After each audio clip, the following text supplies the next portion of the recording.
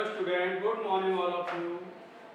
Today I read Math class 2nd. Today we start new chapter 9 measurement. माप तौल। किसी भी चीज को हम जब नापते हैं या मापते हैं तो उसके लिए स्केल की जरूरत होती है। बिना स्केल के हम उसको नहीं नाप सकते, चाहे वो छोटी वस्तु हो या बड़ी डिस्टेंस। तो हमें नापने के लिए लेंथ की जरूरत होती है और उस लेंथ को कैसे नापेंगे? स्केल से। किसी भी वस्तु की लंबाई को नापने के लिए या तो सेंटीमीटर की जरूरत होती है या मीटर की जरूरत होती है। Standard unit of length is metre है और शॉर्ट स्मॉलर जो यूनिट है वो सेंटीमीटर है। जैसा कि हम जानते हैं 100 सेंटीमीटर इक्वल 1 मीटर, अर्थात 1 मीटर में 100 सेंटीमीटर होते हैं और 100 सेंटीमीटर इक्वल 1 मीटर होता है। इसमें स्केल के द्वारा हम किसी भी वस्तु को नाप सकते हैं। इसी के आधार पर आपकी प्रैक्टिस 9A डिपेंड है।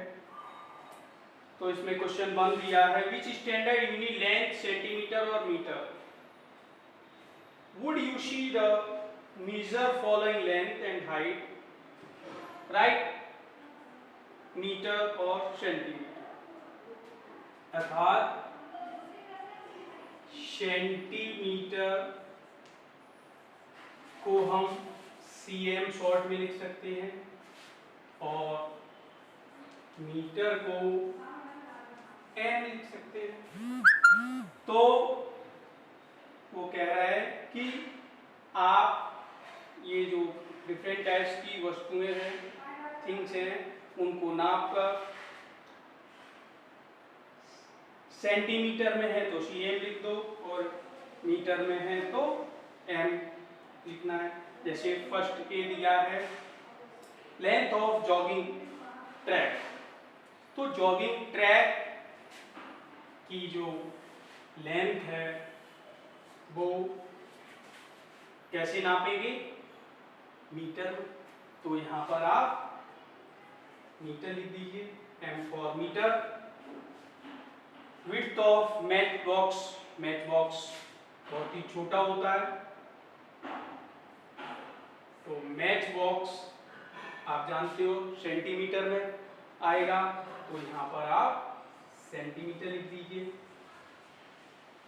Height of 1 year old baby, 1 साल के छोटे बच्चे की हाइट क्या होगी? 1 साल जो होता है वो छोटा बच्चा होता है, उसकी हाइट कुछ सेंटीमीटर की होगी, cm लिखेंगे। A, B, इसी तरह से C सेंटीमीटर और D।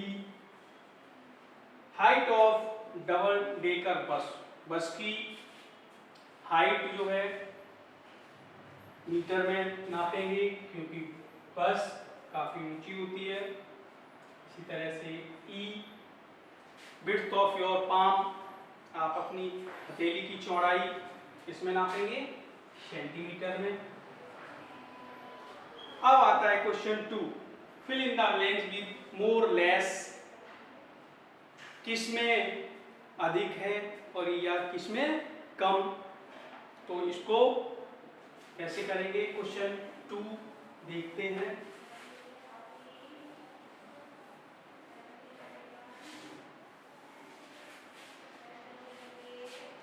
Question 2.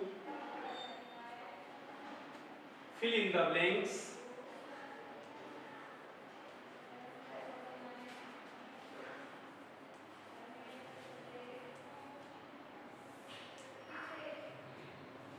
With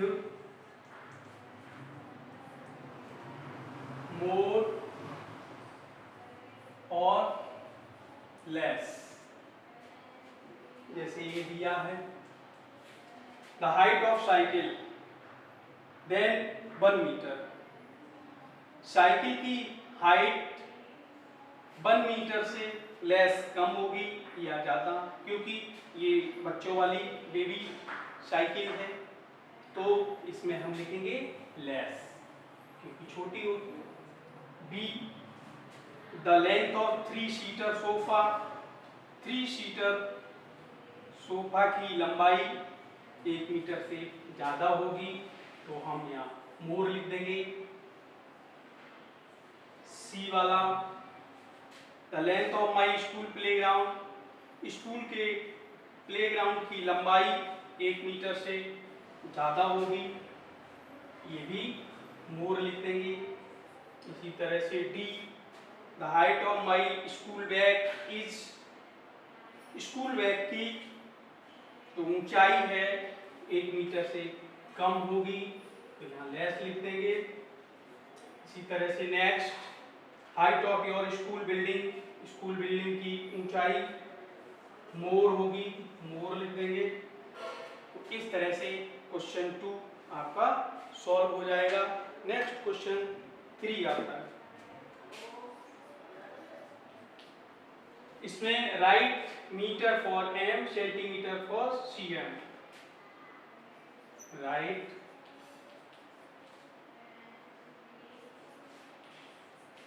metre M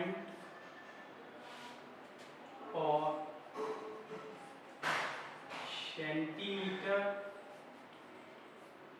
CM. Blank space, जो खाली जगह दी है इसमें एम और सीएम लिखना है. माई पेंसिल इज अबाउट लॉन्ग. मेरी पेंसिल की जो लंबाई है तो जानते हो अबाउट 10 सेंटीमीटर तो सीएम लिख देंगे. इसी तरह से B, height of about, height भी 90 सेंटीमीटर होगी तो सीएम लिख देंगे बी में. इसी तरह से c, my bedroom is about. Bedroom की लंबाई निकालनी है तो मीटर में आएगी क्योंकि बेडरूम की लंबाई मीटर में ही डिनोट करेंगे. D, my lunch box. Lunch box की आप लेंथ निकालेंगे तो सेंटीमीटर में आएगी क्योंकि लंच बॉक्स छोटा होता है. इसी तरह से e, my toy racing car. Toy racing car की लंबाई सेंटीमीटर में आएगी क्योंकि ये भी छोटा होता है. इस तरह से 9-8 प्रैक्टिस आपकी सॉल्व होती है.